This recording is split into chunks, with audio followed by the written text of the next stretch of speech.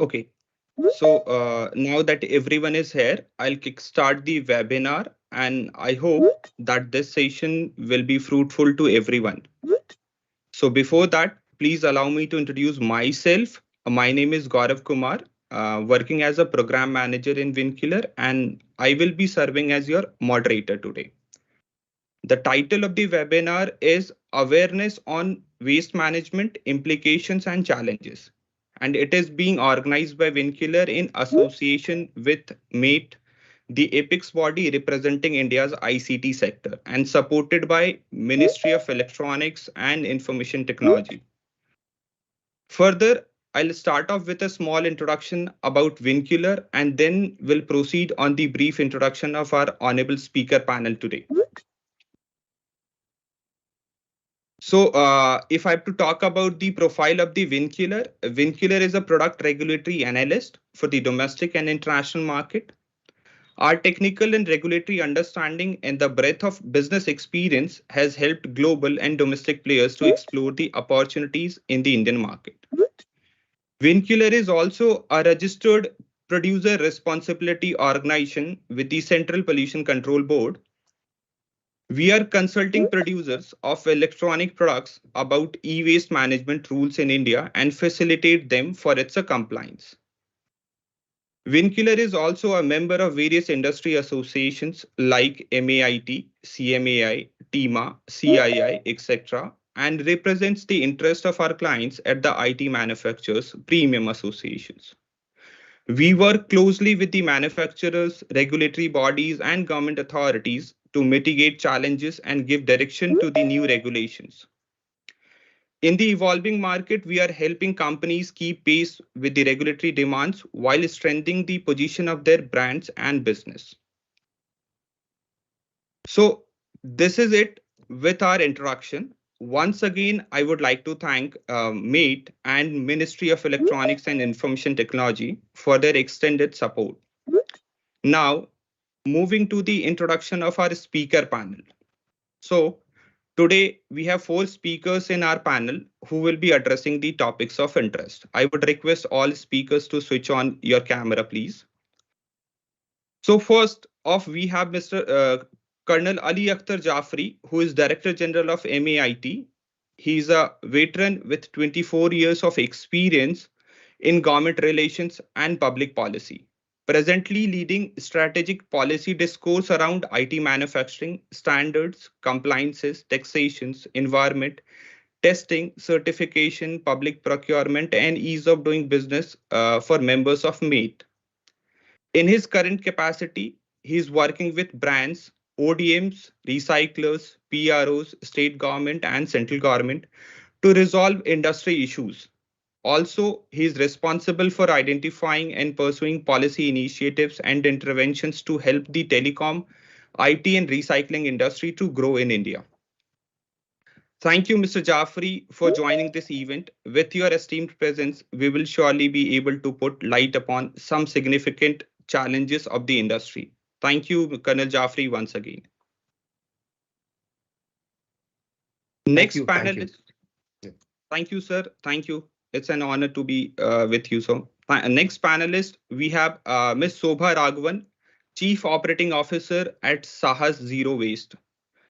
She is a business leader with more than 9 years of experience in waste management sector and 17 plus years of experience in electronics and IT field. Ms. Sobha has been actively working to upgrade the informal sector to a dignified and formal platform by upskilling, facilitate efficiencies through technology, empower the youth to shape the future. Thank you, ma'am, for taking the time out to be part of this event. Hope your presence will enhance our knowledge bank. Thank you, ma'am, once again. Next panelist, we have Mr. Balbir Bora, CEO of Vincular Testing Labs India Private Limited.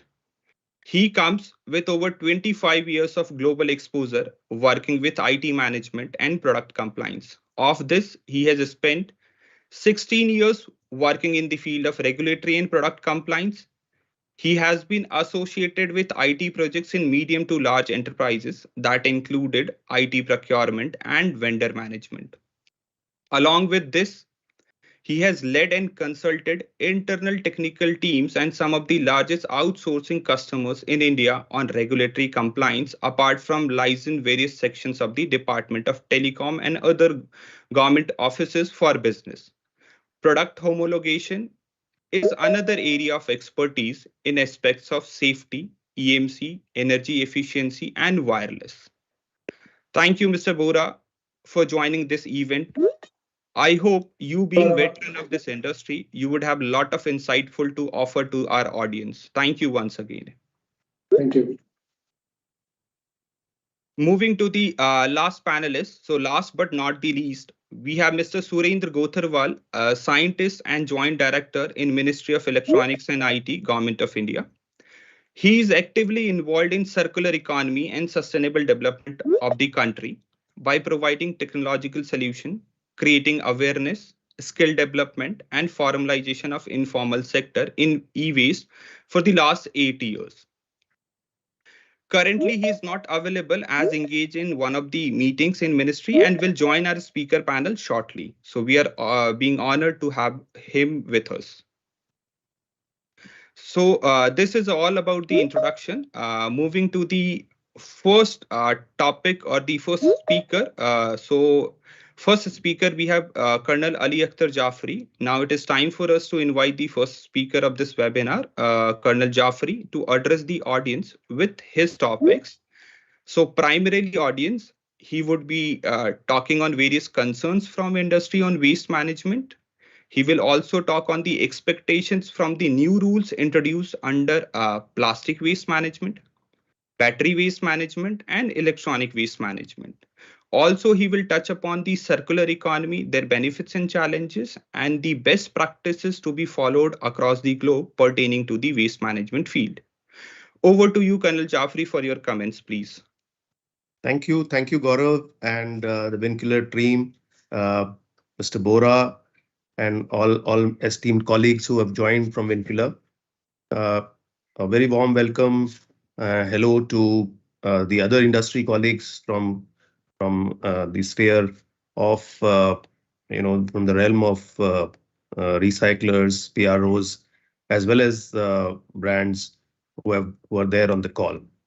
I'm so very thankful to Vincular for organizing this and inviting me, to make my voice heard or voice my opinions on this very important topic of e-waste management as well as circularity. So I'll request, could you just flash my presentation, the next slide? Yeah. So MATE, as you're aware, is working very closely with all stakeholders in the ecosystem, whether it is PROs, whether it is recyclers, as well as manufacturers and importers, to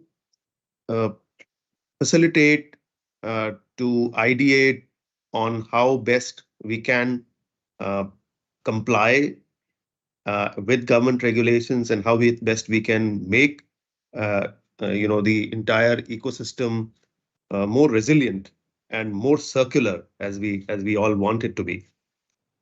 So I'll just cover my presentation in the following heads, because I'll talk about some of the concerns and expectations from the new legislations, circular economy benefits and challenges, and of course what we expect from this from the industry, and lastly what is the way ahead, and where do I see this going in the next say about a year or 2 years.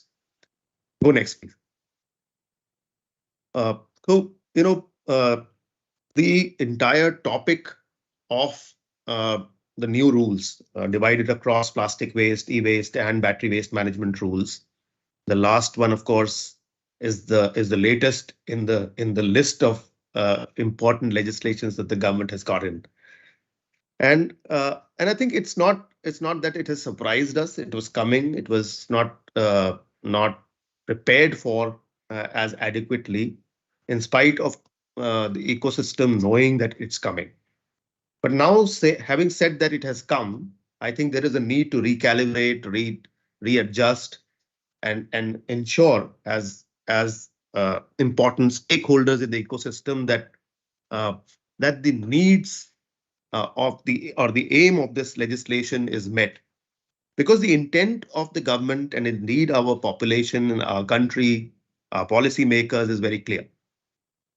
Where we stand and what India has articulated as a country in various fora is very clear. Our aims are lofty, our aims are very profound, and therefore there is no doubt in which direction we need to go.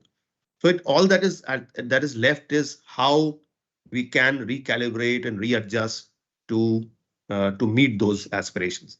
So, in terms of the challenges or the concerns, if I can divide, I think every system has its own challenges, and the recyclers and the PROs challenge, uh, or recyclers challenge, I'll cover first, is because they have a challenge of capacity, and it's no brainer that in the last presentation that Naresh Pal Gangwarji himself showed, 22% is what is available in terms of capacity vis-a-vis requirement, right? In on e-waste, and when I say 22% is an acknowledgement by the government themselves. So there is no doubt that there is a need to upscale that capacity. There is also limitations in terms of technology. And when I say limitations is when I say the capacity is 22%, the the technology to kind of uh, uh, separate various elements, various metals from the complete waste is only available with some, and not really all the 22% that we are talking about. So there is the challenge of access to technology, affordable technology, in a variety of our stakeholders amongst recyclers. So then, of course, is the challenge more from the ease of doing perspective, where there are multiplicity of state pollution control boards, the inherent inertia in them, the challenges that recyclers face in getting their clearances and getting their certifications, registrations, and so on and so forth. Just for example, I mean, the battery waste management rules have all come, right? Still, we are waiting, and most of us are waiting to get registered. I'm talking about the recyclers with respective state pollution control boards, because essentially it all has to be done through a portal, and the portal isn't ready as yet. So there are inherent challenges. Compliance has begun, has kicked in, but the process of compliance is yet to be put in place. So those challenges are, of course, not unsurmountable, and many of them would get sorted out as time goes by. But it also leads to a heightened sense of anxiety amongst the industry. I mean, talking about recycling industry in particular. There is also the pressure of contracts which are, being inked as we speak, as we go by. Many of the PROs still haven't got their registrations approved. So all in all, I feel that there is uh, uh, a lot of delay in how things are being processed at various ends. The regulators, whether it's state pollution control boards or it is the Central Pollution Control Board. With all due respect, the CPCB is slightly more responsive. The state pollution control boards have their own challenges. Then there is, inadequate funding for expansion and capacity. I talked about and how it is inadequate, and most of our players do not have access to capital. The present tech scheme, really, the 25% capital goods incentive that it accrues really does not cater for adequately in terms of the needs of the industry at this hour. Maybe that would be very good 5 years from now when things have stabilized and there is no dire need for incremental addition to capacity. But here today, there is an absolute need of doubling, tripling, quadrupling, the capacity. And at this juncture, capital is really, really critical. And if it is the access to capital is not there, and specifically uh, you know for uh, for the recycling industry, I think it is like making a utopian dream and not being able to really live that dream or achieve that dream. The producers and brand owners or the importers have their own challenges. The availability of verification of certificates is right on top of their minds. Whether when I buy a particular certificate from a recycler, will those certificates be verified by CPCB, which CPCB has said yes, but everybody is worried how it will pan out. And then, of course, uh, there is the aspect of targets. Now, how will I meet my targets when the capacity is as low as 22%? Will it lead to a shortage of certificates and therefore marginal prices going up and people kind of holding back certificates and selling at a higher price? Will it also lead to a situation where uh, certificates have actually not available, and then companies would end up probably paying environmental compensation, which is really not the best case scenario for the industry at large, because the entire aim of this legislation is not really collecting money, right? It's also aiming at responsible recycling. So removal of e-waste or different types of waste from the ecosystem. If we have to formulate only a policy to collect environmental compensation, I think then inherently we have gone wrong. So there is a challenge in front of all of us, and that challenge needs to be surmounted in terms of building up capacity pretty quickly. There are also threats to business continuity. Specifically, the e-waste legislation calls for uh, usage of recyclable material in an interchangeability of components. So that's something which is scared the industry or worried the industry quite a lot. Manufacturing, specifically global value chains, are very, very stretched at the moment. Uh, Supply chains originate from different destinations, and it is well nigh impossible to have or exercise control over multiple geographies with respect to design and include second, recyclable materials in them right from the design. So there is a design challenge.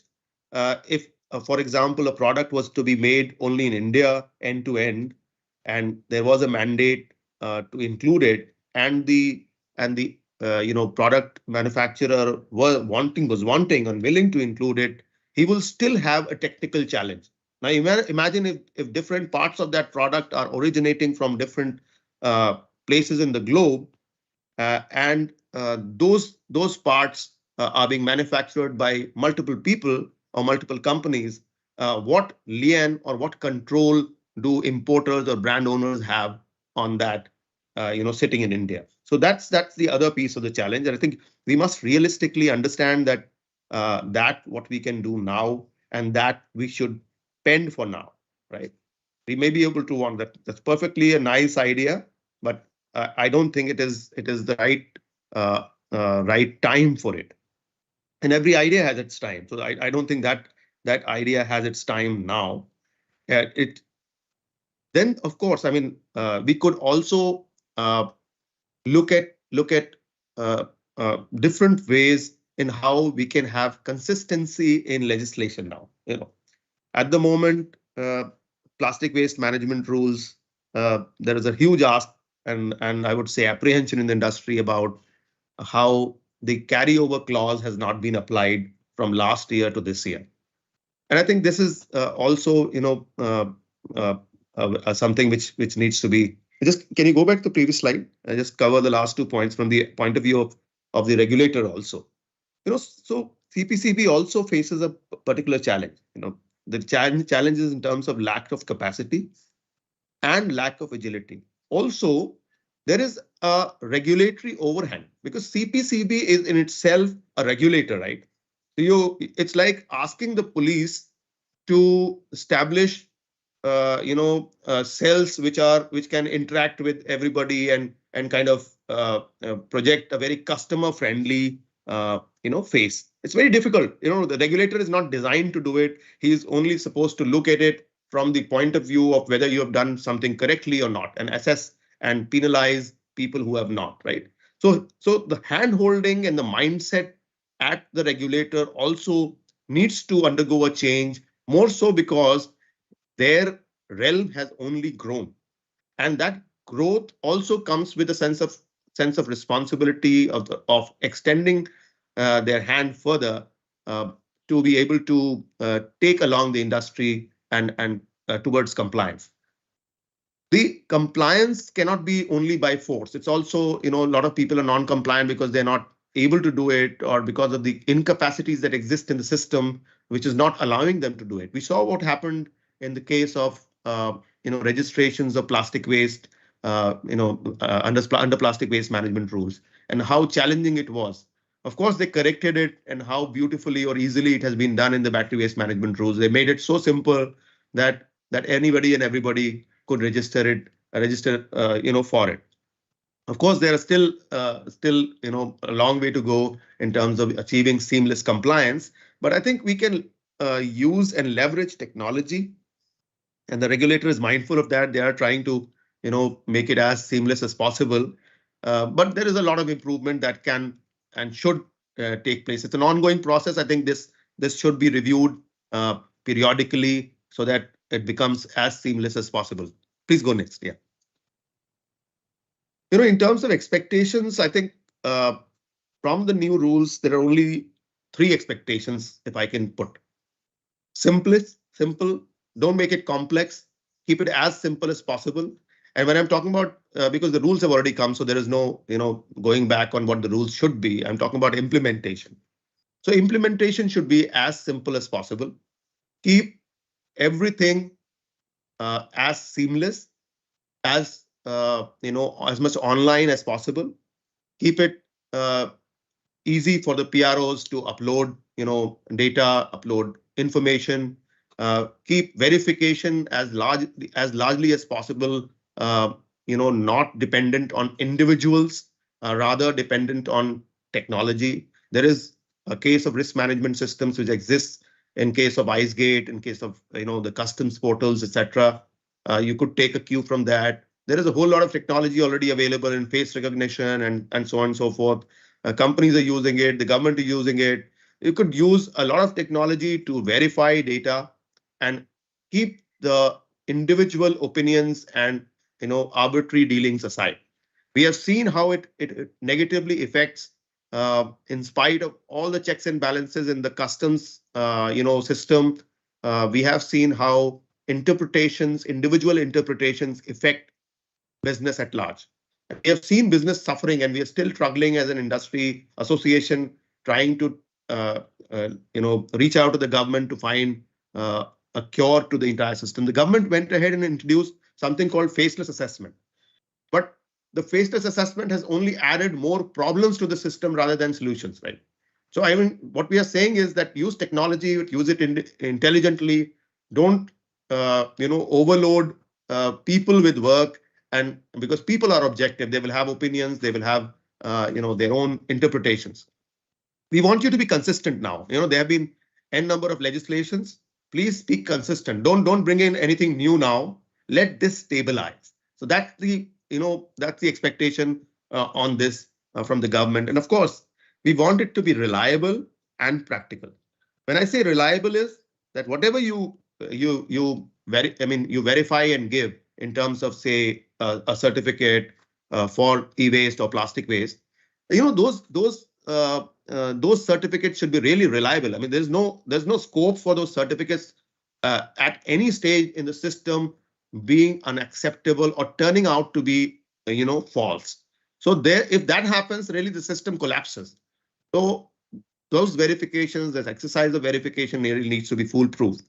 Practical, as I am saying, is that the whole aspect of capacity vis-a-vis requirement needs to be practical. If you don't recalibrate in a timely manner, the contract, the business is not going to wait. They will start entering into contracts, and if they enter into wrong contracts, either of the parties will suffer, right? When I say wrong contracts, in the sense that you either overstretch yourself more than your obligation, or you under contract. So in both cases, either party would suffer. So therefore, there is a need for the government to really understand and recalibrate and be practical about what it can achieve in terms of scalable capacity and what is the capacity now and what it cannot, right?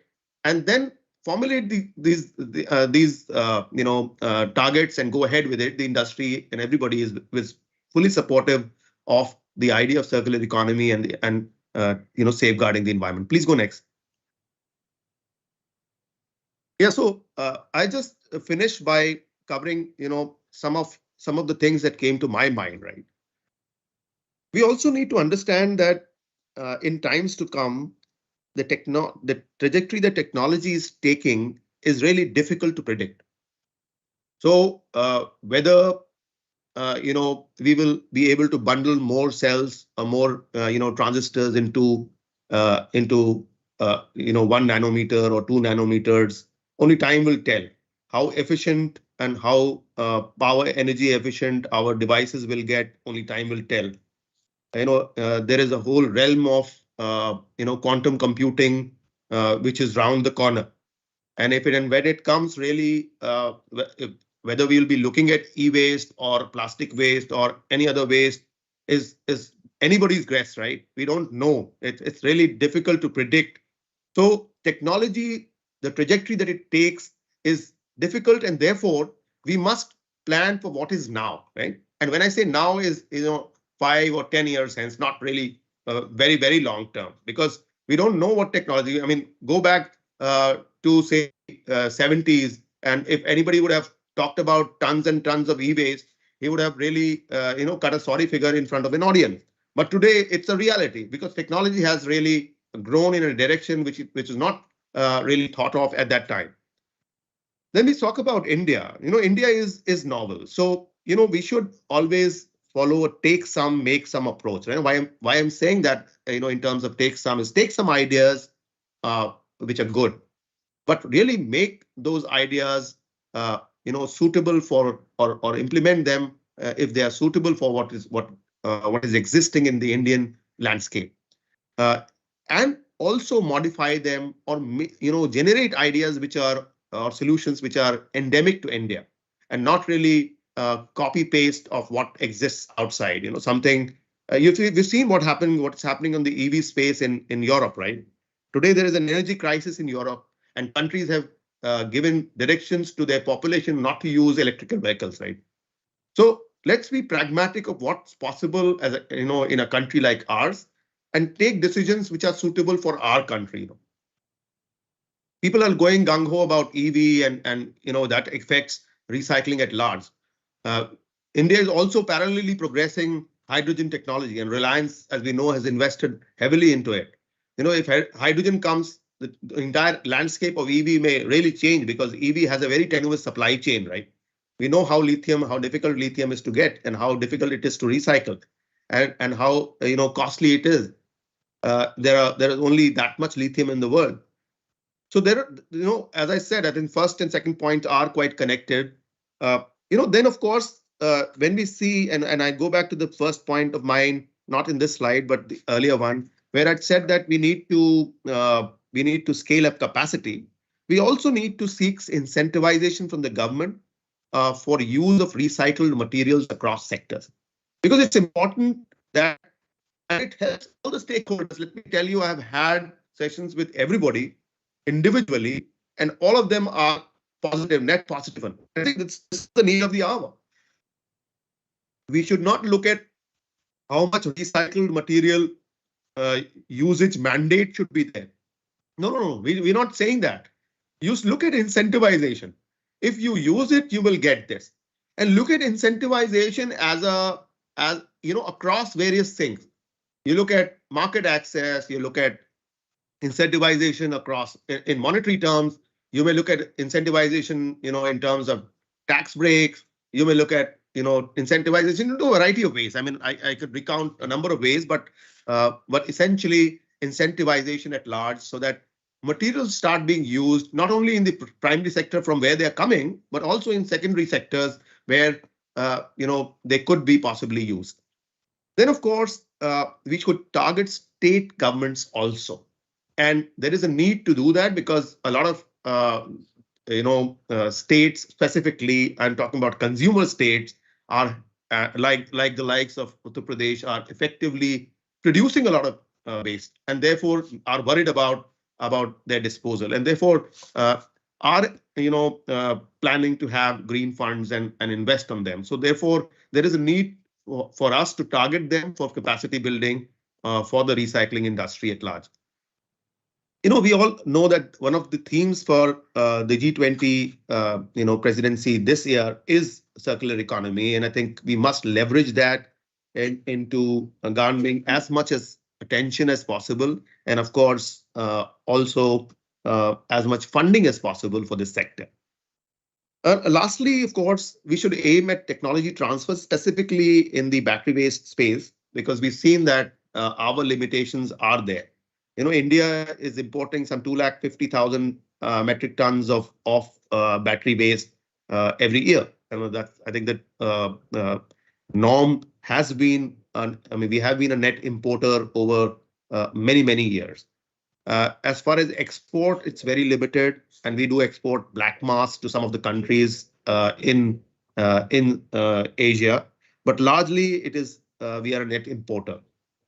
And when I say an export to an import ratio, it is minuscule. I mean, we are talking about maybe 0.1% or so. So that's the large gap. So why we are importing and why we are exporting less is because our capacity also to really recycle all the products, and specifically downstream metals, is very limited. So I think there is a need to aim at technology transfers, and the government really needs to help. The program that government has built up, very candidly, I'm saying, and I'm not mincing any words on this, hasn't really met the expectations of the battery-based recycling industry. It's limited, and it's not meeting even the basic requirements of element harnessing. Please go next. Yeah, so that's it from my side. I've finished. Still a long way to go in this topic, and I'll be glad to take notes or questions from you all if there is anything, and I'll try to endeavor to answer them. Thank you, Colonel Jaffrey, for your detailed explanation, giving suggestions and sharing the industry's pain point. We certainly look forward to have industry-centric rules to promote Prime Minister Modi's vision of ease of doing business. So, thank you so much, sir, for your detailed explanation once again. We shall take the questions in the last. So, those who have any questions, feel free to put it in the Q&A section. We shall take up the questions in the roundtable, which is to be held in last. Thank you. Thank you. So with this, moving to the next speaker panel. So now we will move to the next topic of this webinar, which is going to be addressed by our second speaker, Ms. Sobha Raghavan, ma'am, from Saha Zero Waste. Ma'am, allow me to hand it over to you to talk about introduction to recycling in today's times. Then effect of waste management rules 2022 on recycling and upscaling, challenges faced on the market front, and certainly the best practices and the innovative approaches to be followed across the globe. Over to you, ma'am. Yeah, thank you so much. And thanks to Balbir and the Vincular team for holding this conference with Mate. And it was very good to hear Colonel Ali also to understand the industry thoughts around the three rules that have come in very short span in the last 3 to 4 months. Yeah, it's getting complex, and what I'm going to show you here is some bit of circular economy through municipal solid waste, what what it means to actually implement the plastic waste, and what does the new EBase rule mean to different stakeholders. So introducing Sahas, it's a organization based on the principles of circular economy. And next. We are a social enterprise based out of Bangalore, but we offer municipal solid waste, plastic waste, e-waste services, pan India. So today I would like to discuss a little about what this material recovery means and what are the different aspects of material recovery in order to achieve circular economy in the true spirit. So there are 6 aspects to material recovery. The first is segregation at source. Second is supply chain. Third is scale of operations. Fourth is the service fee. Fifth is the sorting efficiencies. And sixth is the social inclusion. Next.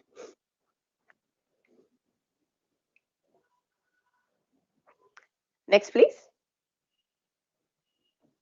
Can you go back? One more slide.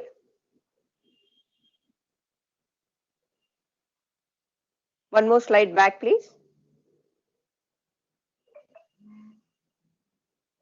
Okay. So in segregation at source, it's so important to work at the consumer level in order to bring about this behavioral change, because that's the starting of the whole workflow. And if we do not educate the consumers through various means on how they have to segregate waste at source, I'm talking about municipal solid waste. It includes organic waste, it includes dry waste, includes domestic hazardous waste, which is SANI and medical waste. It includes electronic waste. If all of this is segregated at source, only then the entire material recovery process uh, becomes effective and viable. Similarly, coming to supply chain, now for a material recovery to happen through a successful business model, we need to have material coming in from various supply chains. So we know that the informal sector is largely playing a very important role in picking waste from the source. And then we have the municipality contractors who are being tendered, and then you have waste management organizations like us. So there are different people in this supply chain who are picking waste from different sources, whether be it a bulk waste generator or non-bulk. But and then you have the entire set of aggregators or waste pickers that we call, who do cherry picking of the specific streams of waste that can be monetized. And all of this waste has to come into the material recovery facilities for us to see value, because there is a model that has been built of for which we expect a certain type of feedstock, else the model can severely fail. So supply chain, integrating different suppliers in this chain, is very important for us to help run the material recovery facility, and to prove circular economy is actually a viable model. Third is scale of operation. So it's becoming very important for us to look at the decentralized way of handling waste. There are a lot of facilities which have tried to set up 100 tons and above, which can create can have problems. And if one of these centers fail, then the entire workflow fails. So going by what the government of India rules is indicating, that India is a large country and we need to decentralize the waste management issues, and decentralize as much as possible. As you can start with even 100 kgs per day to and decentralize up to 10, 15, 20 tons per day. That's where you're going to actually be able to get sustainable operations. The next is of service fees. Now it has always been a myth or a notion that waste pays for whatever we recover from waste streams through selling to recyclers, actually can pay for the entire operations, which is actually not true, because when you get into formal waste management of different waste streams, there are so many compliances that we need to adhere to, right from labor compliances to environment, health, and safety compliances. And if you have set up a factory, then you have a Factories Act that's governing you. So all of these compliances means a cost, and it is completely formal, and hence without a service fee from the consumer who has generated the waste, it is not possible to be viable in this business. And another aspect is of the EPR, with extended producer responsibilities coming in for different streams of plastic. Some of the grades of plastic without these funds cannot actually reach the recycling center. So true spirit of EPR with for plastic and e-waste has to be implemented for us to be actually sustainable. Right now, EPR is only for a limited set of categories of waste which are catering to plastic and e-waste. But I think we are heading to requirements for EPR for textile waste, for different grades of paper waste, glass, tire. All of these are large streams of waste that are now staring at us and having recyclability issues because of the reason of funds shortage and of course technology shortage. Sorting efficiency, it is very important now. Right now it's all happening very manual. The amount of waste coming into the material recovery facilities, so many grades, 30-35 grades of waste streams, and then producers are continuously increasing the bringing in engineered plastics into the system, and it becomes very difficult to manually understand what is the grade of plastic by either by texture or by sound or feel.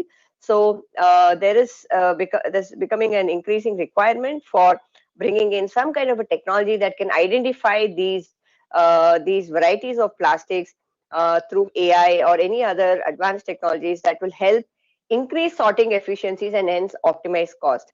And finally, social inclusion, which is a very important key lever to material recovery, because informal sector is highly involved with waste, all streams of waste. Integrating them and formalizing them in some way or the other has to be considered for any model to work. So this is a overview of how of 6 important levers required for ensuring material recoverability or circular economy for municipal solid waste. Next. Next, please. Yeah. So some challenges around plastic waste. If you see the photo on the left, these are some. This is showing some unacceptable materials. For example, you have on the left side you have these food containers which are black in color. Most of you may be recognizing these. These are from the online food aggregators, and this is of the material what we call as PP. And on the right side you have another form of PP, which is also food containers. Now, these materials are not accepted by different recyclers, either because of want of technology or want of volume, or because it is getting difficult to quality recycle material out of this grade of PP. Next. So there is a preferred material, just like there's a list of unwanted materials, there's also a list of preferred materials of the same PP, where you have these buckets. If you see, there are these paint buckets, the other lunch box, these are all the rigid plastics.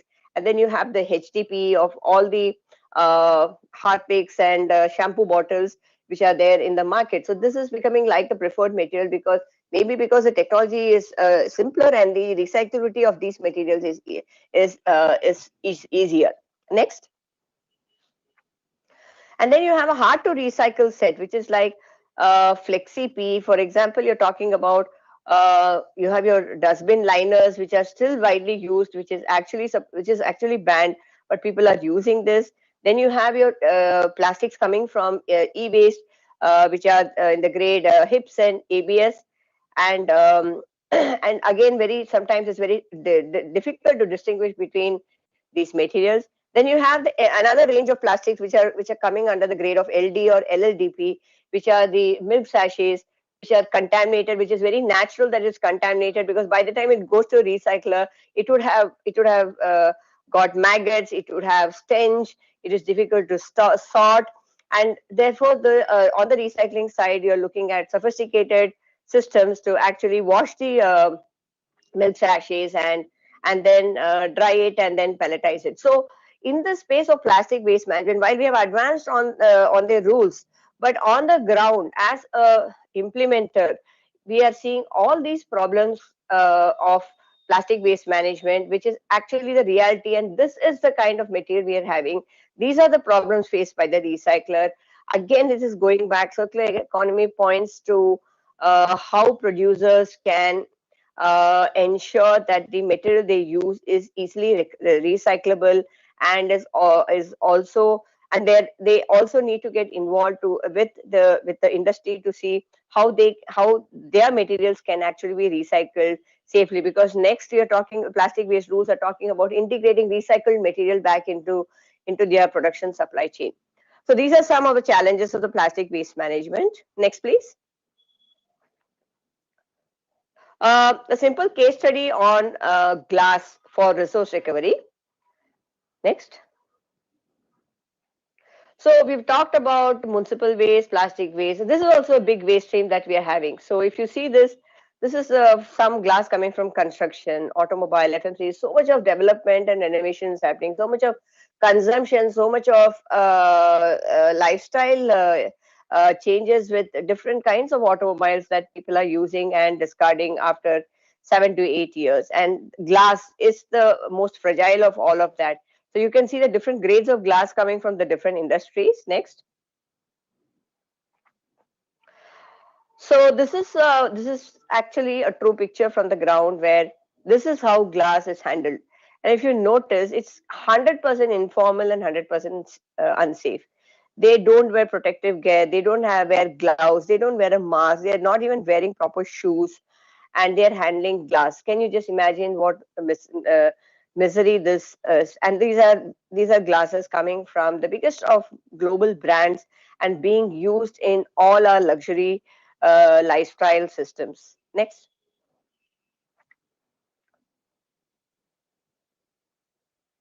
Yeah, so here are some technical issues in glass. So first of all, if you see the left side, there are two parts. There's so many variations in glass, and second, there's so many contaminations in glass. So if you look at the variations, you have clear, you have tinted, laminated, mirrored, facade, colored. So many variations in the type of glass itself. Then on the contamination side, if you see, it is embedded in some metal. It has some ceramics. It's got cement, stone, rubber. So with so many variations and contaminations, you can see what is the complexity of the problem in actually recovering glass and bringing it into a circular economy space. Next. I think one slide is missing. Yeah. What it means that if we need to actually bring glass into a circular economy, first of all, we again need to give a lot of training and awareness to these consumers of glass. Example, the large development sector, the real estate, and all the corporates who are demolishing and renovating their buildings and generating this glass.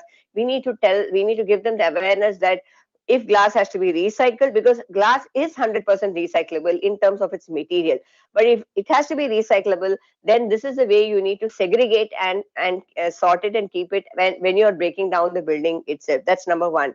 Second thing is we need to transport it safely, transport and store it in some intermediate station, and then take it to a recycler, which means there are some costs involved. Now recycler will be happy to bring it to their doorstep, and for them to convert it into cullets and bring it into their manufacturing chain. But all of this cost, because glass is voluminous, glass is dangerous, glass involves so much of sorting and careful storage. Therefore, who's going to bear the cost? Right now, it's not coming under EPR. While glass as a material is circular, since it's not coming under EPR, the service fee is what we expect the customer to pay, the consumer or the generator of glass to pay. Now he because the cost of sending it for recycling is so high, so they easily go and just dump it at some of the background. So for first of all, the consumer has to get this awareness. Secondly, producers, even if whether EPR is going to take some time to come for glass, manufacturers of glass have to show that it is their responsibility to take back the glass and then pay the gap between cost and revenue in order to take glass into their supply chain. So this is just one material like glass, which most of us are using, most of us are generating, and you see how complex it is to bring that circularity and other aspects of achieving circularity viably and feasibly. Next. Lastly, I'll just be going through the EBase rules and what is the key points of the EBase rules of 2022.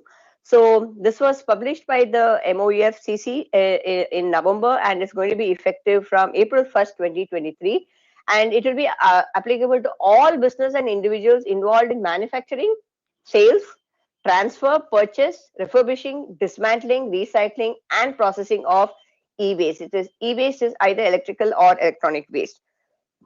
And the number of items have increased from 21 to 106. So in 2016, when the rules came, we had covered only 21 categories of e-waste, 21 types of e-waste, and now we're talking 160. So it's a 5x that we are going to. So you can imagine 2016 rules itself, we've been able to implement for 5 to 6 years now, and we have hardly been able to do 20% justice.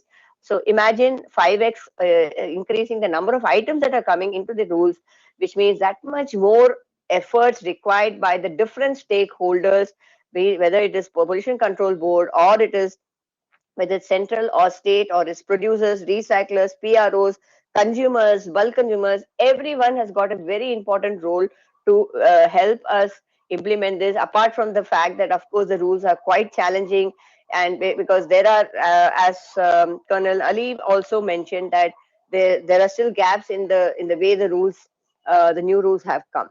It important aspect of the rules is it's also including a lot of the medical equipment, and which is also which has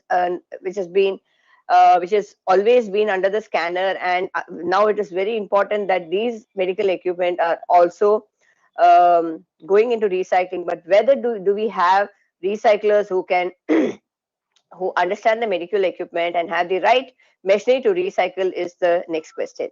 And of course, it includes even simple things like plastic toys, and I mean electric toys, and anything that has a light, sound, uses battery or electricity is coming under the scanner. And you have things like your home domestic appliance, your mixie, your grinder, your iron box, all of these things at home which use electricity or battery is coming under the scanner, which is actually very good.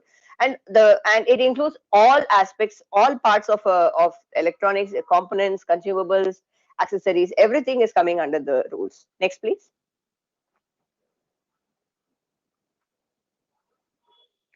And the key features of the e-waste rules is it is putting onus on the manufacturer to restrict the amount of hazardous substances uh, that are going to be used for manufacturing this the electronics. So that is going to be a big test of time, because CPCB also has to come back with a norm of how are we going to test these how are you going to do random tests to ensure, for because so many products and their versions are there, how are they going to ensure hazardous substances reduction in the manufacturing process? And so all the hazards like the lead, the mercury, cadmium, everything that's harmful for both the earth, for both the environment and health, are under this thing. And of course, we all know that all these hazardous items are the ones that can cause adverse effects on different organs of the human system. Apart from this, the manufacturers are going to be mandated to use recyclable materials, recyclable material coming out of e-waste recycling. They will have to integrate that into their supply chain. Now that again puts a big responsibility on the recycling industry to see how much more what sophistication is required to generate commodity grade materials, so that the material can be integrated into the manufacturer's supply chain, because that quality is what is going to help in pushing for this entire circular economy. This particular aspect is really lingering around the heart of circular economy, which is good. But how much are we going to be able to achieve this? We really need to connect the dots from the recycling perspective and the manufacturer's perspective. Can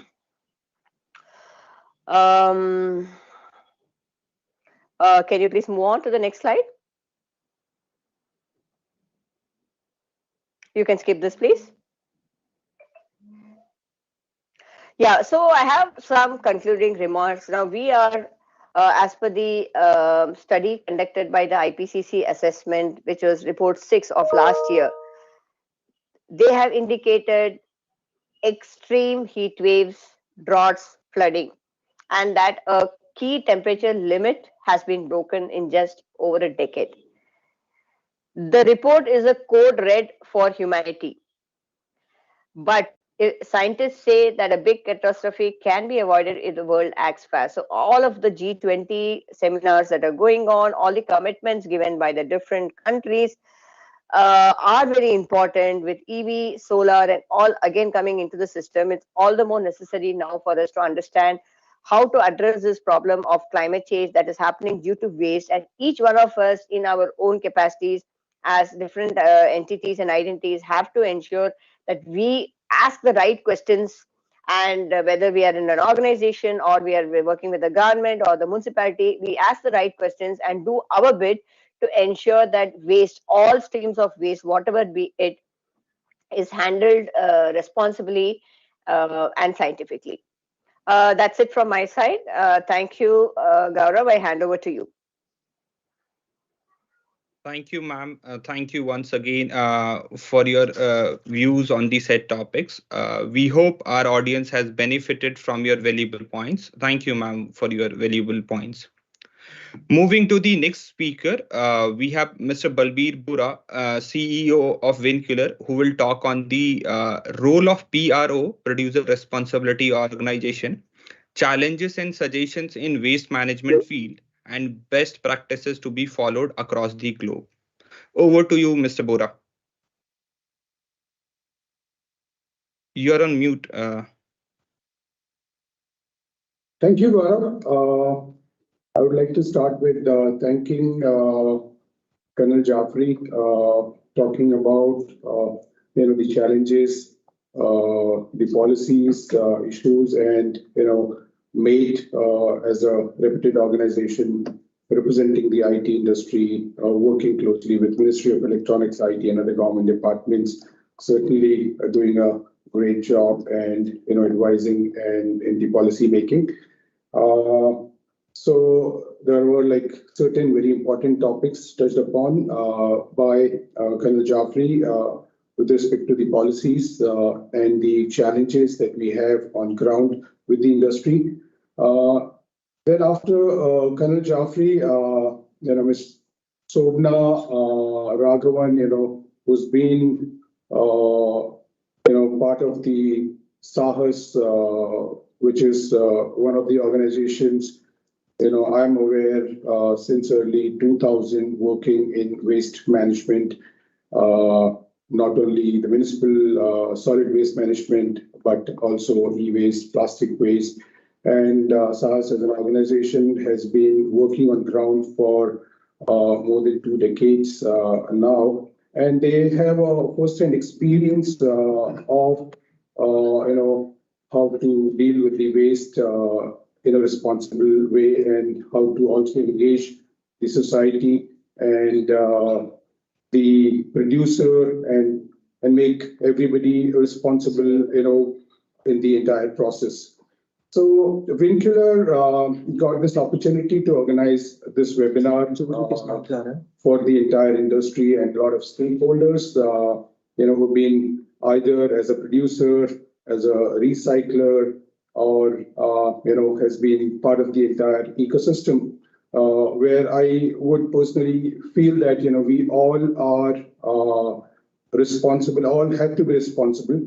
I mean, the awareness aspect of the waste management, be it solid waste management, I personally see that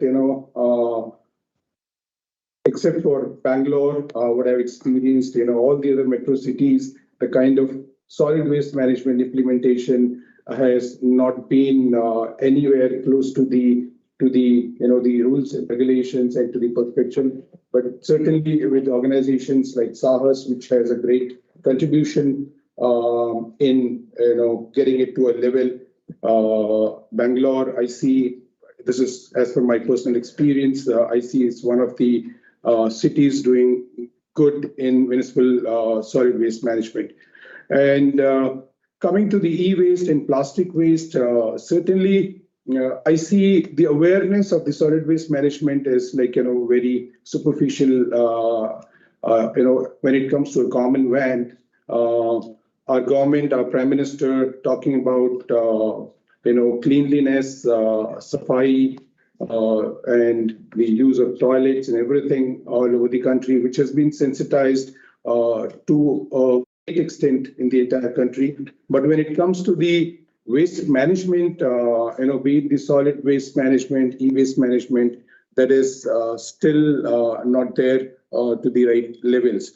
And I think there is a great lot of work that needs to be done with respect to awareness and, being responsible towards this great aspect of saving the environment and, being responsible towards our day-to-day activities. So Vincular, which is apart from being a consulting organization in product compliance, we also are a registered producer responsibility organization.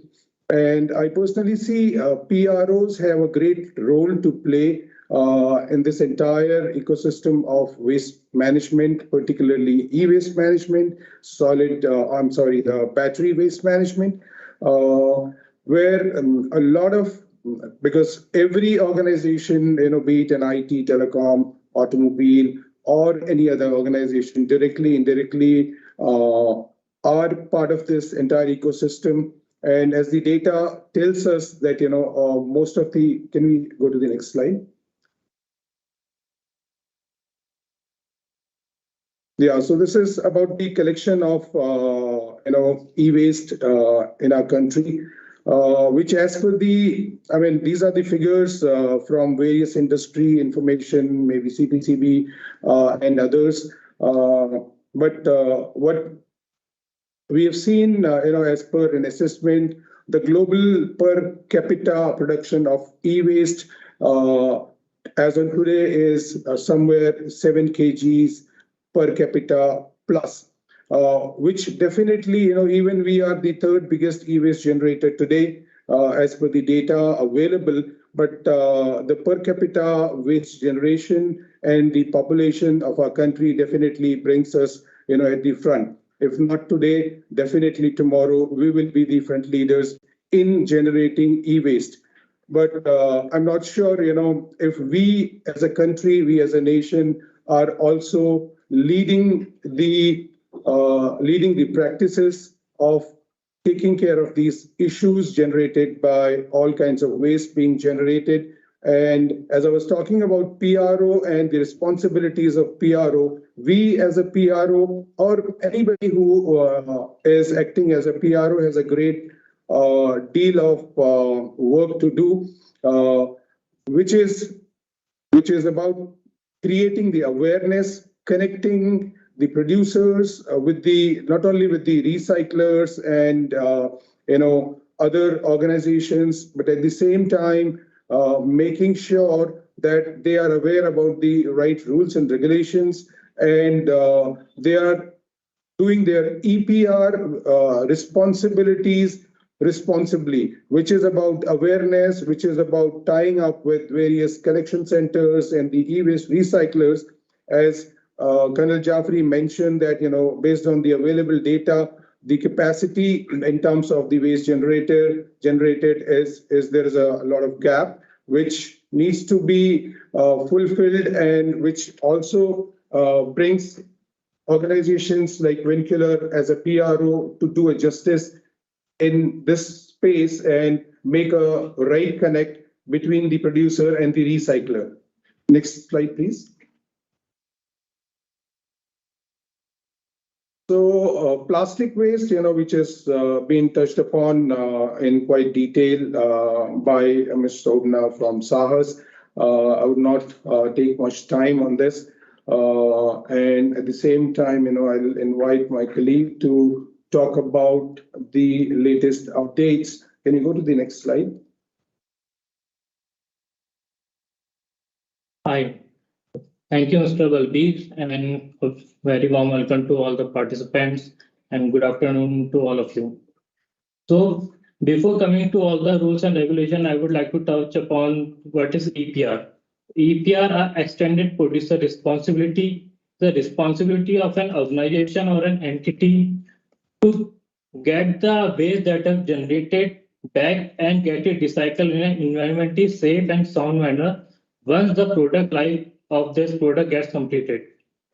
So if an entity places any waste, whether it is plastic waste, e-waste, or battery waste in the market, so it becomes their responsibility to get it back and get it recycled in a safe and sound manner.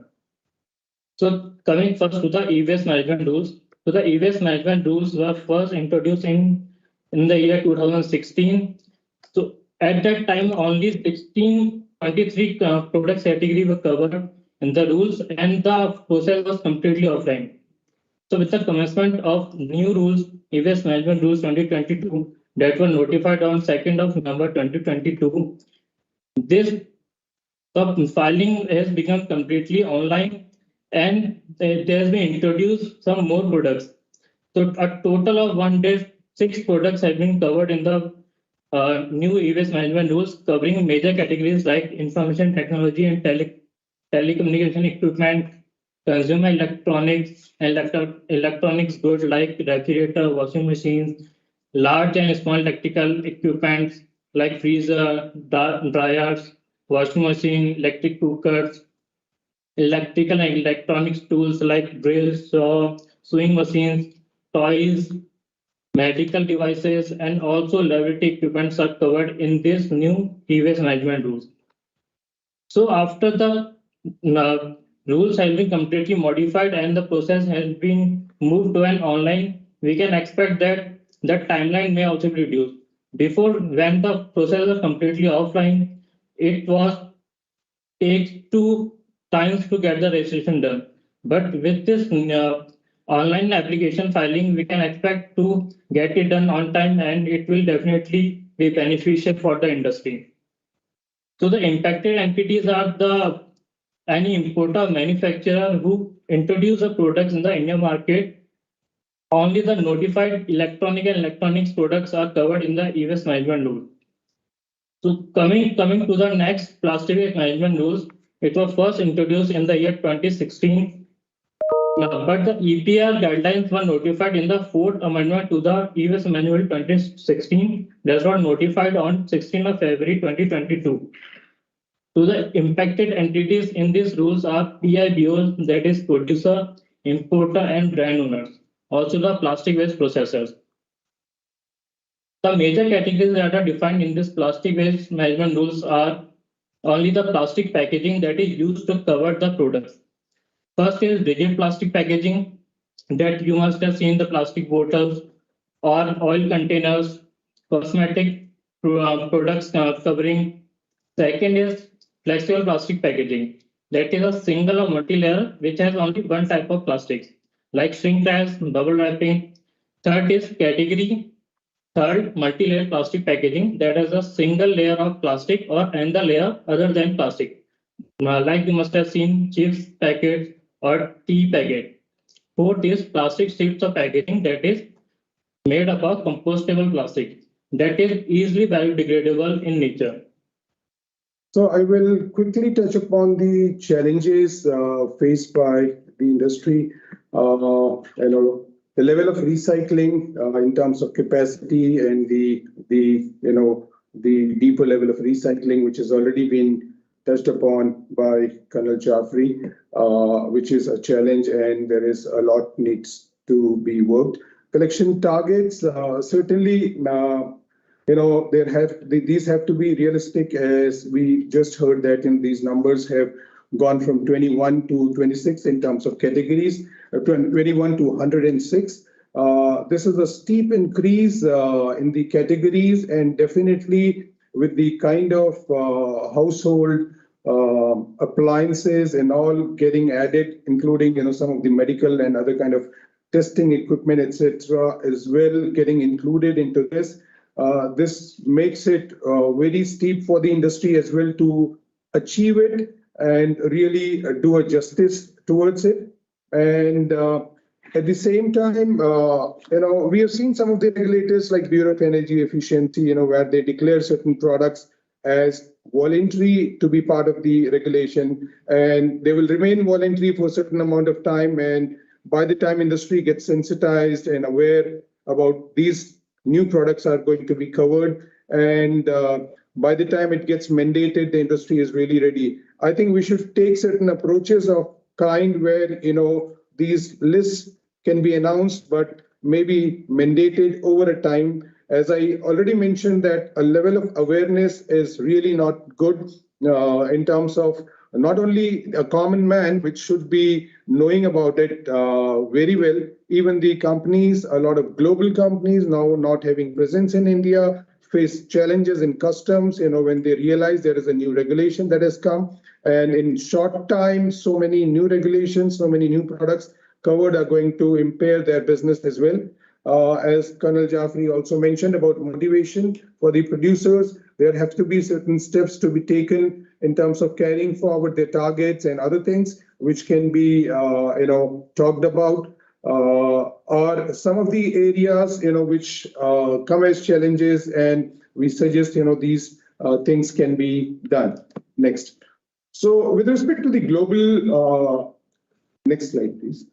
Oh, I'm sorry. So with respect to the global, scenario, how e-waste is being handled, I feel personally that, something which is working in Europe, China, or South Korea may not exactly be a fit for India. I think we need to see what are the best ways to really increase the adaptation of these practices. Not only there should be incentives to the producers, but there should be incentives to the end users. Ultimately, I would say a common man who's buying a mobile phone is also a producer. And there has to be some incentive to those people. And there can be many ways we can think of, suggest, how to incentivize so that, I'm attracted to give my old device back while I'm buying a new device. It may be a mobile in return of a computer, or anyways, there can be so many things that we can do around this. Can we go to the next slide? Yeah. So EPR, as Vincular is an EPR organization, I've already mentioned, what our responsibility is. We work as a bridge between the producers, between the regulators and the industry. We try and create awareness, try and participate in the industry discussions and the policy matters, give our views, so that, what organizations like SAHAS are doing on ground, and what, great organizations like MATE are doing at the policy level, they can really, whatever is being done becomes meaningful for the industry and for the country. And we've got certain pictures here to share, which show some of the awareness activities or, things that we have done in past. Thank you so much. Gaurav, over to you. Thank you. Thank you, Mr. Bora, for giving your valuable comments and sharing the global practices to be followed by other parts of the world.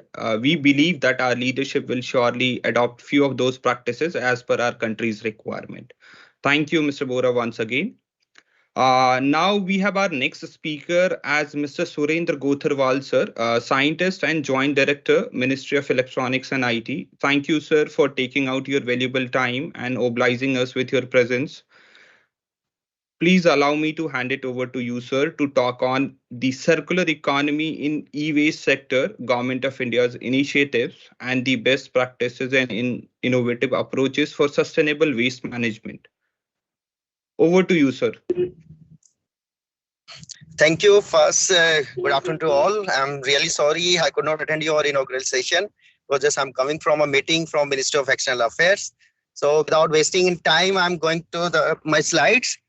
So I'm going to talk about the circular economy action plan, this prepared by Niti Aayog and given to the relevant stakeholders for proper implementation. So please go to the next slide.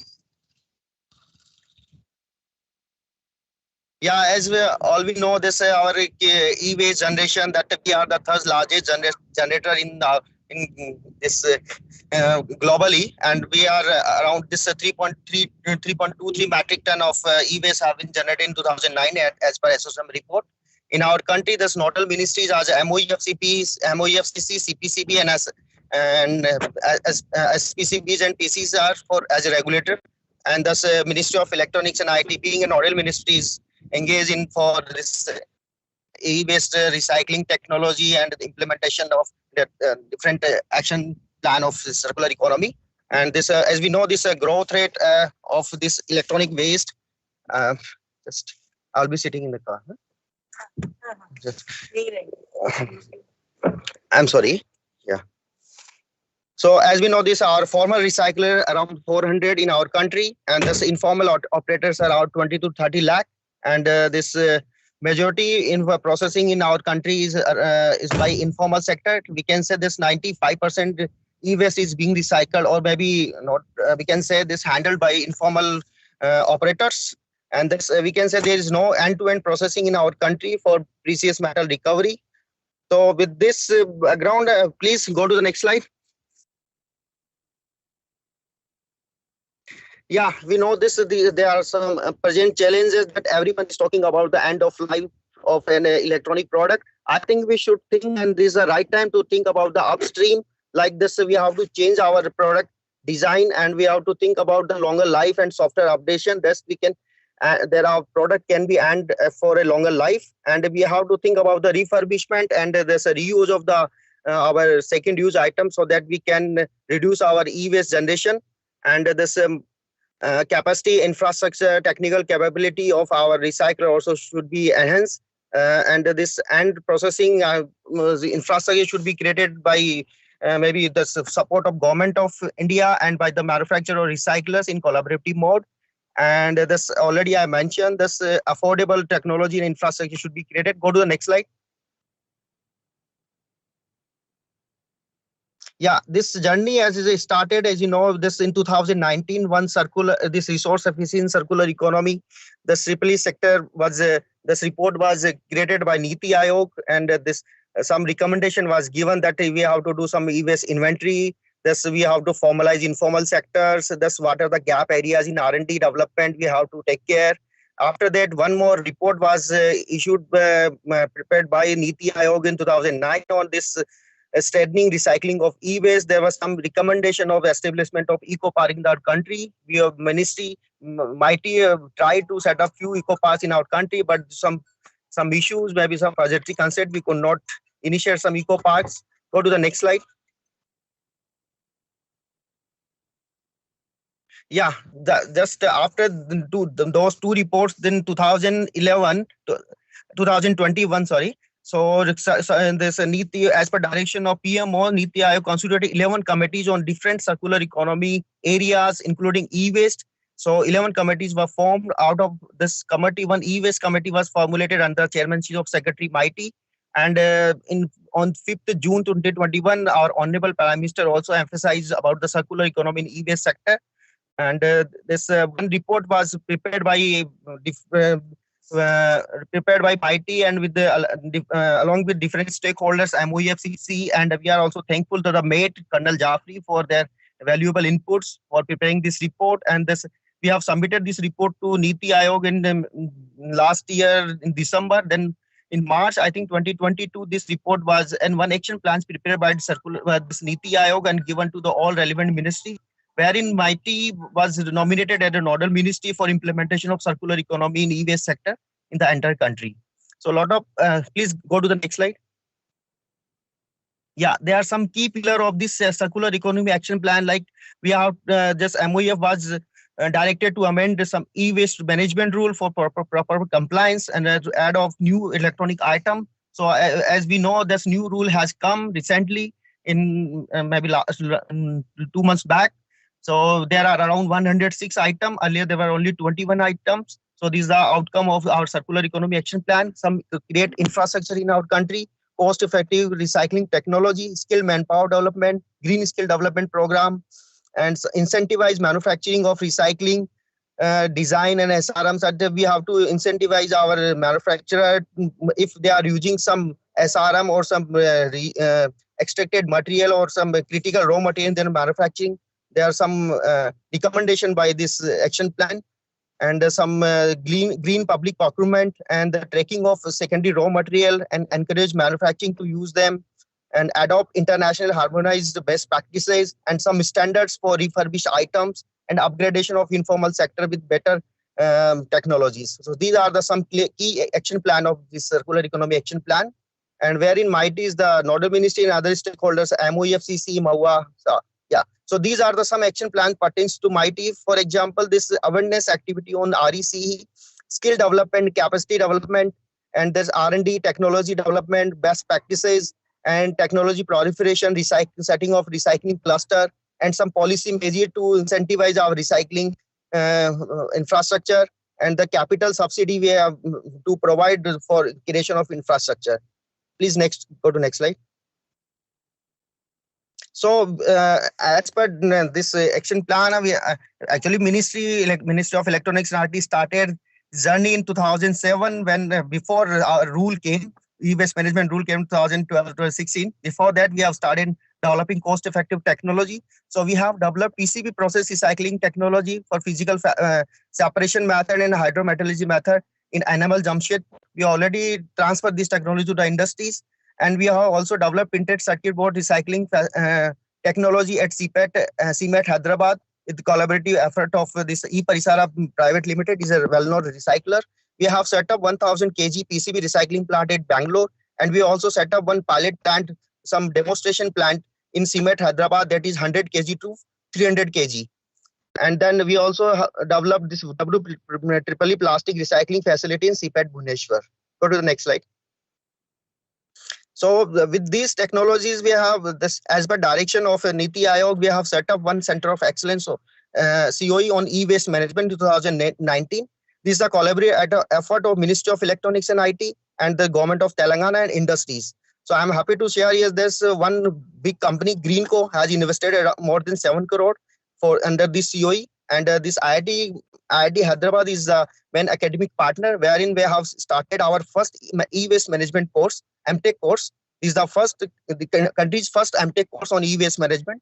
So there are some outcome of this e-waste COE, like we have to create TOTs, we have to upscale our technology on PCB recycling and other solar panels, whatever technology we have created, we have to upscale here, and we have to create startups, and we have to provide an incubation center, complete ecosystem to our startups, so that they can come to this COE and they can upgrade, or they can get some support for their sustainability.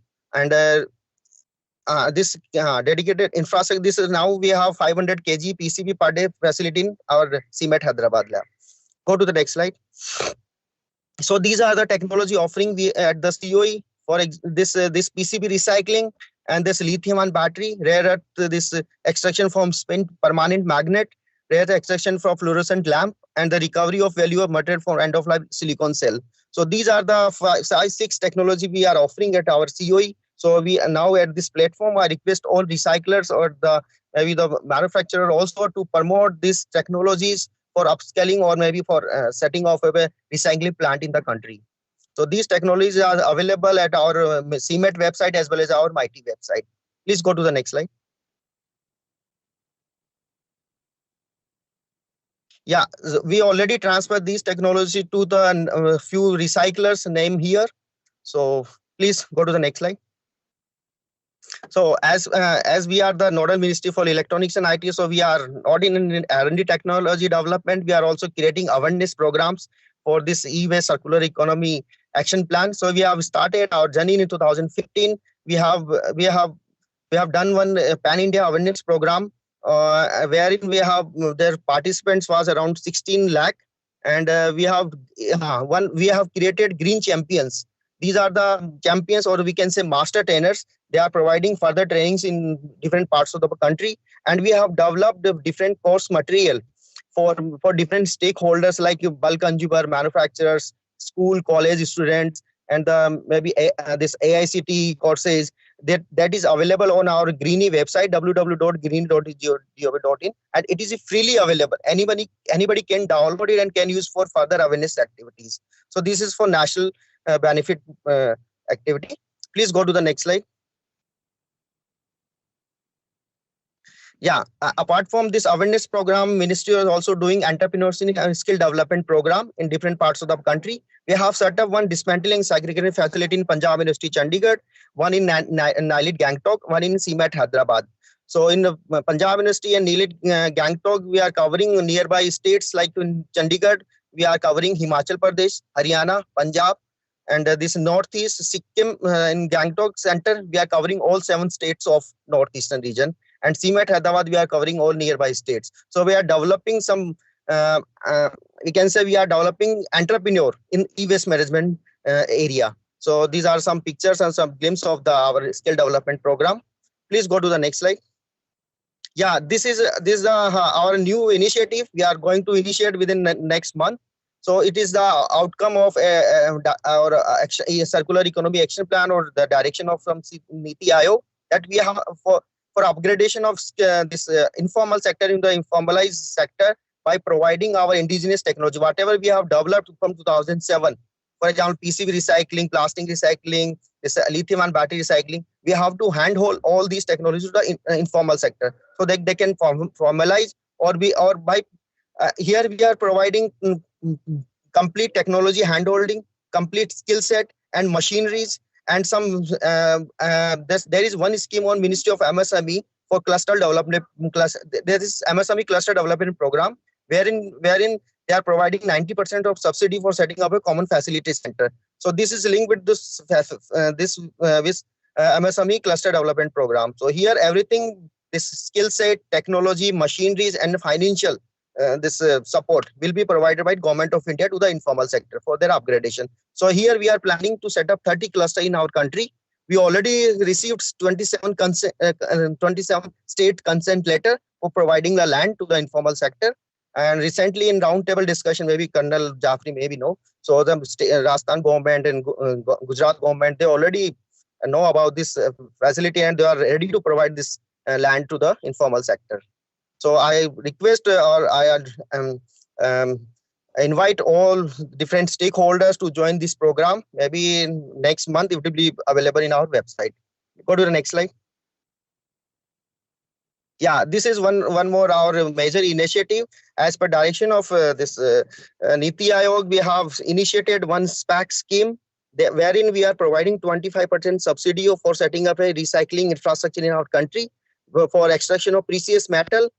We have included PCBs, lithium and battery spent magnet, and solar PV panel and catalytic converter. So, so we invite all industries or maybe recyclers, they can take benefit of this scheme. Here, 25% subsidy is there for capital equipment and the technology transfer that can be availed by anybody. Go to the next slide.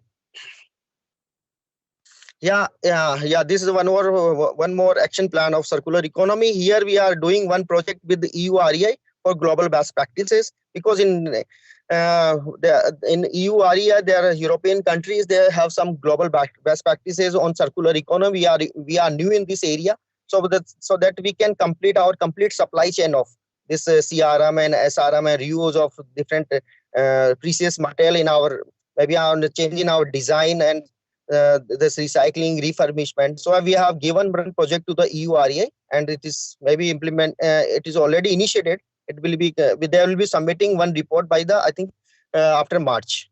So we will share with all stakeholders. Please go to the next slide.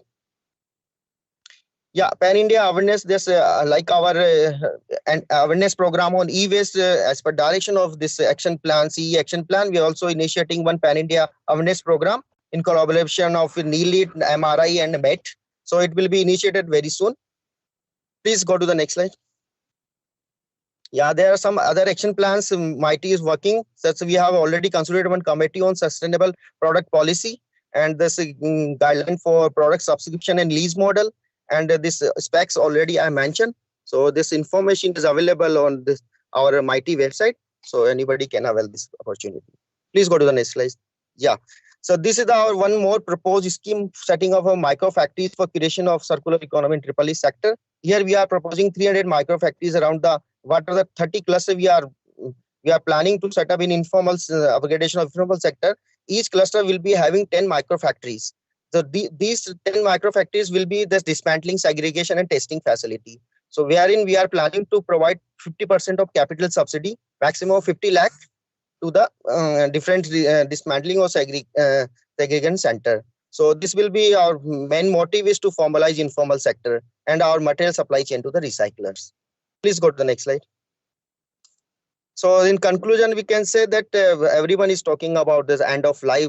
I think we should now, this is the right time, we should think about the increase our end of life by changing our product design and the different aspects, or maybe we should think about reuse and refurbish and repairing of the product, so that we can reduce our e-waste or maybe generation of e-waste in our near future. So with this thing, actually my main motive was that everybody should aware about the what are the schemes are with the government of India, and I think industries and many recyclers are not aware about this. So my main motive was that it should be known to everybody. So because this is only for the benefit of our country. So with this, I thank to all organizer team and the participants for listen to me. Thank you.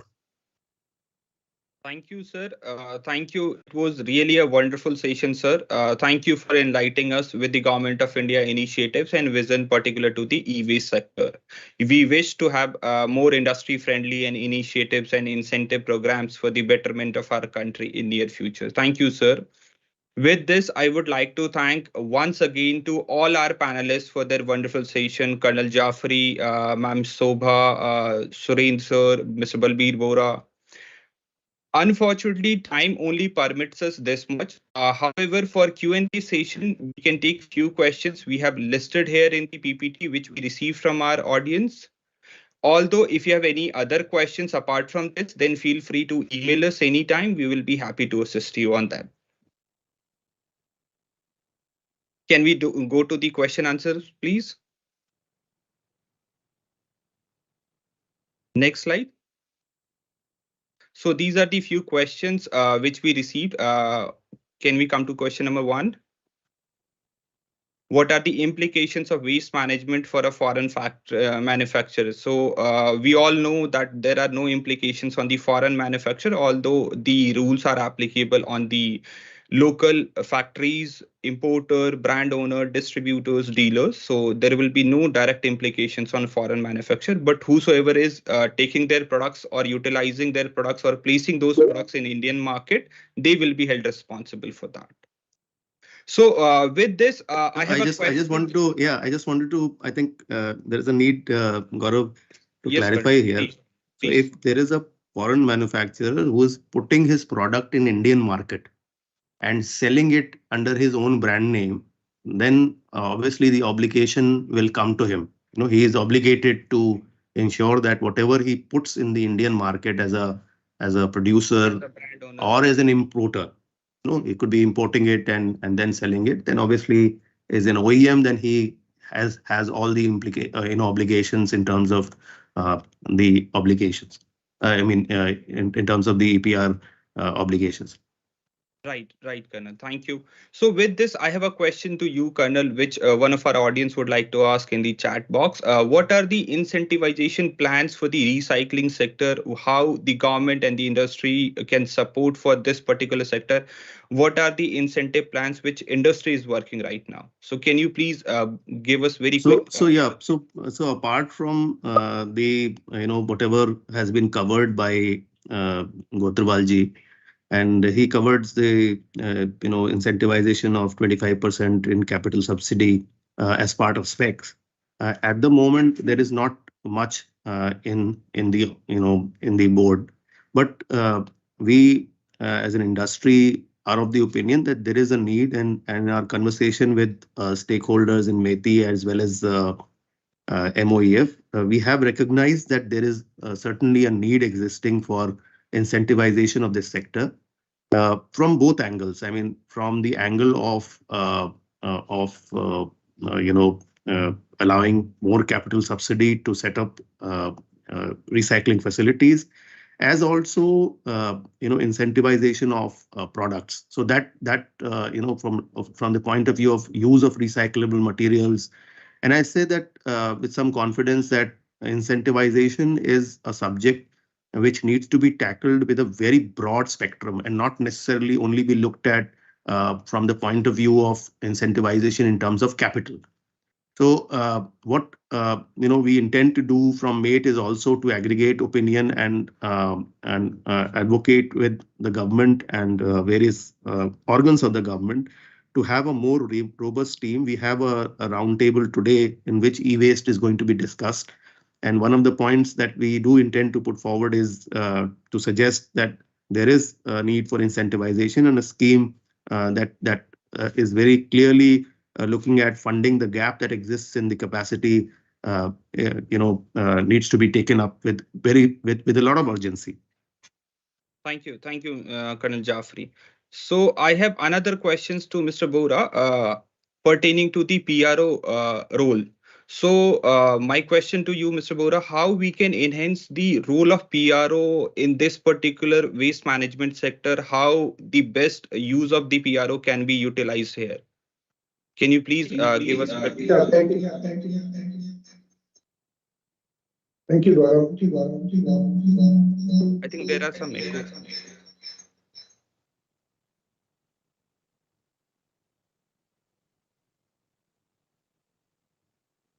Can you hear me?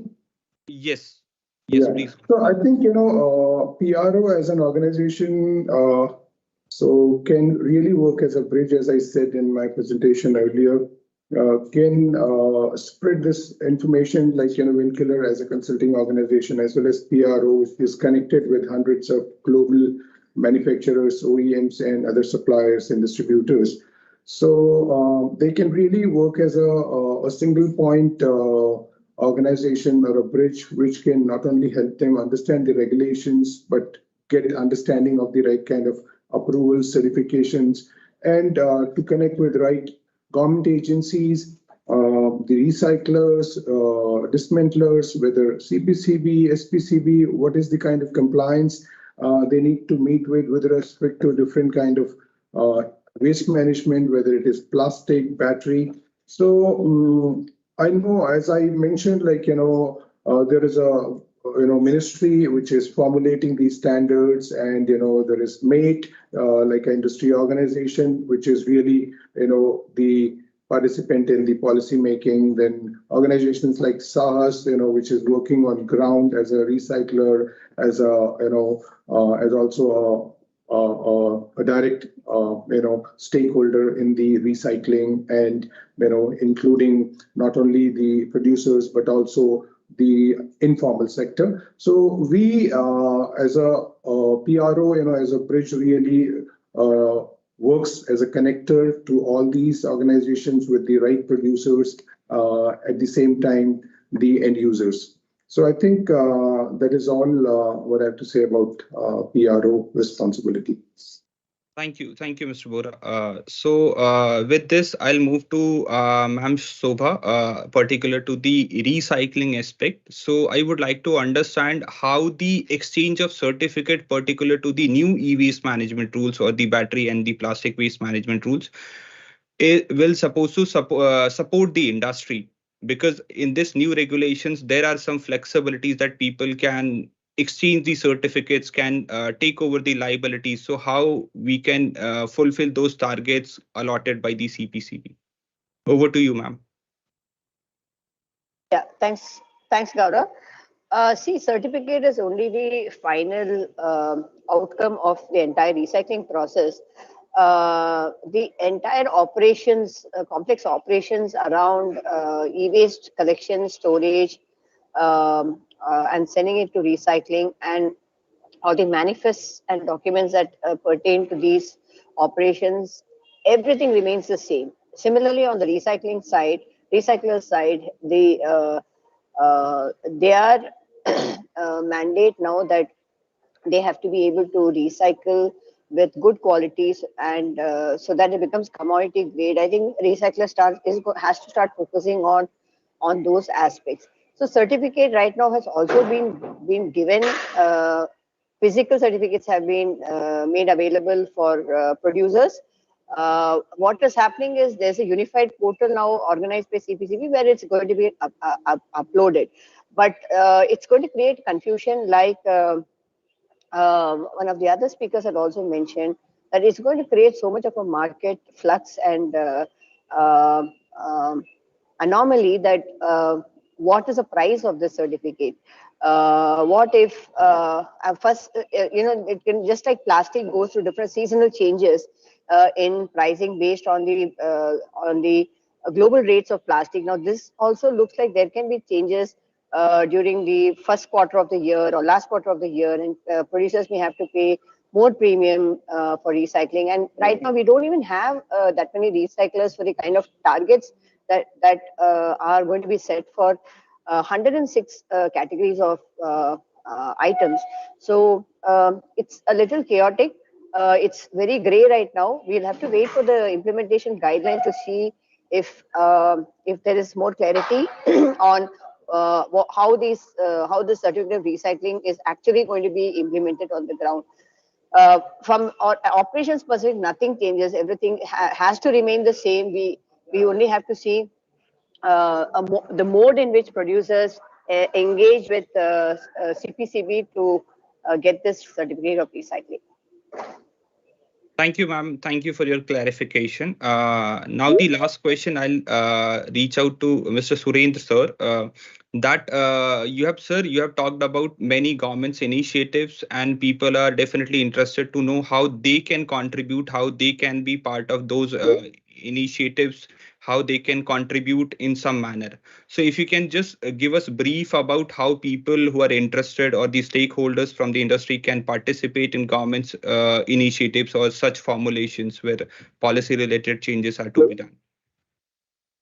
Sir, please. Yeah, Gauravji, thank you. Yeah, actually, this whatever the schemes that, for example, in specs, we have received as on date 6 applications. Last, I think we have notified in February 2022. So in last 10 months, we can say we have received 6 applications. Maybe this I think there is no awareness, or maybe the people, they are not know about the government schemes.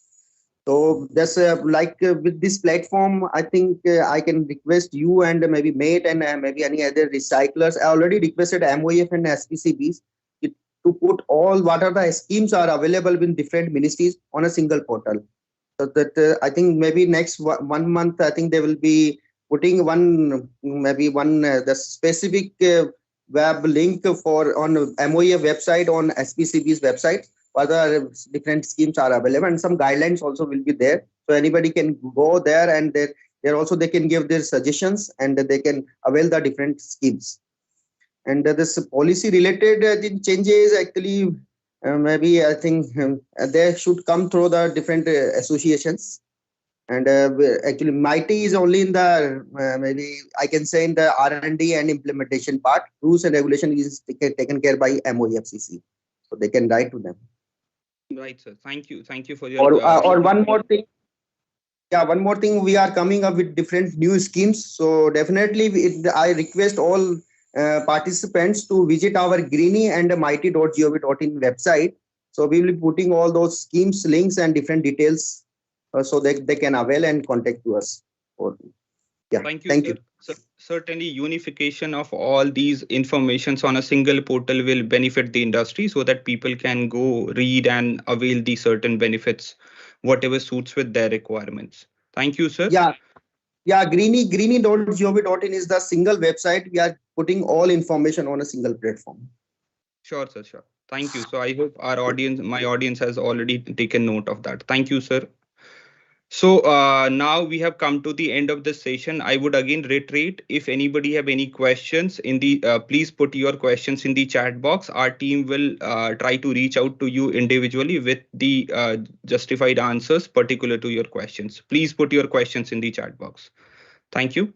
So now for concluding notes, I will like to invite our CEO, Mr. Balbir Bora, once again to the speaker panel and hand it over to him to give vote of thanks. Over to you, Mr. Bora. Thank you, Gaurav. I would like to thank all the participants. There have been 100+ participants, not only from India, but all over the globe. And it's been a really, pleasure to have such kind of an audience and having also people like Mr. Surendra Gotrewal, Colonel Jaffrey, and Ms. Shobna Raghavan to be part of this beautiful discussion, which really has been very informative for the entire industry and all of us. And we hope to conduct more such sessions. Being a responsible PRO, it is also our job to make this awareness reach to everybody in the industry possible. And I believe, we have collected a lot of FAQs, which we will definitely get back to all these people and try and get back to all these participants, the speakers, take their help and do more consultation and reach out to everybody to get the best information and benefits from the government, the implementers, and associations. So thank you, everybody, to make this event successful. And thanks for your time. Thank you, Gaurav. That's all. Thank you, Mr. Balveer. We will now conclude this session. I would again reiterate, if anyone have any questions, queries, feel free to reach out to us. Thank you for your presence. We hope this session brought some value to your knowledge bank. Thank you, everyone. Thank you, all the participants, all our panel members. Thank you, our dear colleagues. Thank you, everyone. Thank you. Thank you, team.